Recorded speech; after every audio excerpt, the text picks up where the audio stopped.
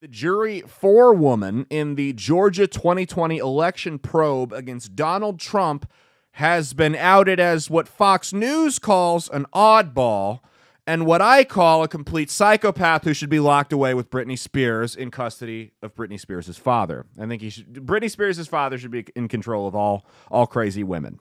The forewoman of the Georgia grand jury tasked with probing allegations of interference in the 2020 elections by former President Donald Trump and his associates has a Pinterest account where she sells reference or literature on Wicca, witchcraft, and paganism, along with several pins devoted to spell casting. Or no, Pinterest board, that's where it promotes it. Etsy is the white chick thing where they sell stuff. Sorry, I got those confused. My bad. Trump, 76, took to his Truth Social platform Wednesday to accuse Kohrs of being involved in the greatest witch hunt of all time. That's hilarious. That's why he's funny. That's why he's still relevant, right?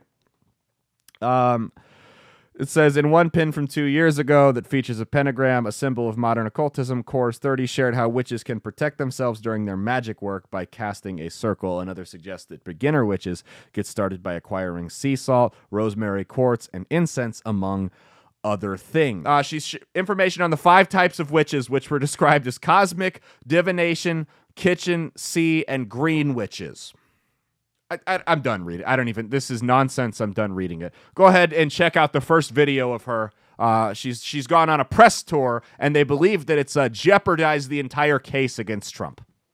Did you personally want to hear from the former president? I wanted to hear from the former president, but honestly, I kind of wanted to subpoena the former president because I got to swear everybody in.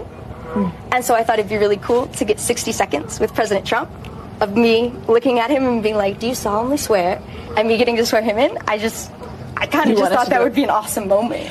I can see how trying to get the former president to come talk to us would have been a year in negotiation by itself. So it sounds like that was ultimately a battle that you all decided not to wage. Exactly. That's kind of how it ended up, was that, and I'd be fascinated by what he said, but do you think he would have come in and said anything groundbreaking, or just the same kind of thing we've heard? So at some point you don't need to hear 50 people say the same thing. You know what I mean? At some point you kind of start to get the gist. Sure. So, question, when she would have sworn him in, would she have done it on a Harry Potter book? That's all I got. There's one more video. Go ahead and check this other. This is, I believe, it's either CNN or MSNBC. It's all the same thing. They say parrot the same crap. Look at it. When it comes to, there are indictments recommended, of course. Is it more than 12 people? Is it more than 20 people? I think if you look at the page numbers of the report, there's about 6 pages in the middle that got cut out. Allow for spacing. It's not a short list. Not a short list. When it comes to 75 witnesses, it's not, I assume, of course, it's not 75 people. Would you characterize it as 20-ish people? I can't say I counted. She is enjoying this so much. More than a dozen, though, I think I'd heard you say in another interview. I believe so. That's probably a good assumption. The name that everyone wants to know about is former President Trump. Of course. Did you recommend charges against Donald Trump? I really don't want to share something that the judge made a conscious decision not to share. I will tell you that it was... Okay, that's enough. You shouldn't be on CNN. You're the head of a jury. No, it's not illegal, but any decent prosecutor, like public defender, will tell you, hey, that's probably going to jeopardize the case. That's probably going to poison the jury pool just a little bit, right? Okay, so she's fidgety. She's borderline anorexic. She's white. She has horrible teeth. She's on meth, right? Like, we agree? She's got to be on meth.